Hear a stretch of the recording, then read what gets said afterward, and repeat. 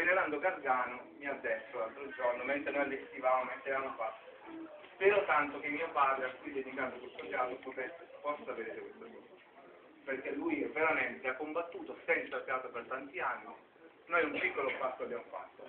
Detto questo, non voglio perdermi in altre situazioni e inaugurerò con un gesto simbolico il taglio di questo teatro, che sarà bellino.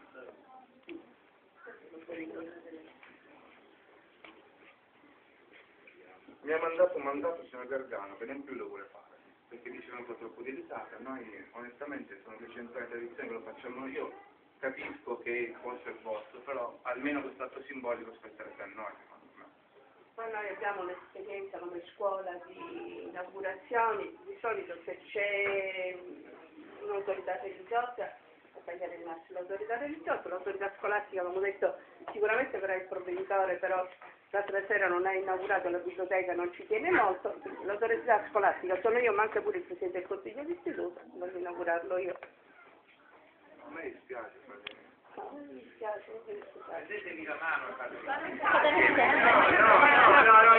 secondo voi? no, noi quando abbiamo fatto questa cosa qua abbiamo chiesto il sostegno del comune, della provincia, non abbiamo raggiunto niente, per scelta abbiamo chiesto un esperto che venga a parlare e a tagliare. Aspettate, fermate la contesa.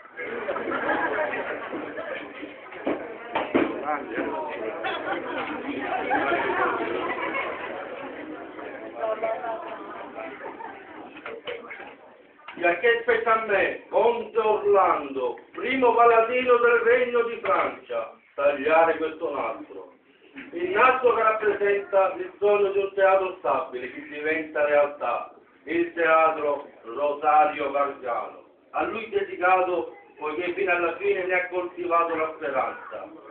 Ora il mio cuore è pieno di gioia e sarò io oggi a inaugurare col taglio di questo nastro.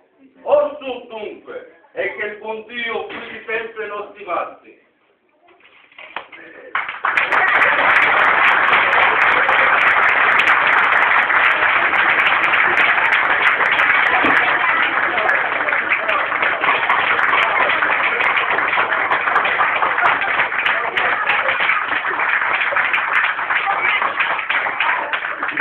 Bravi per gli arresti!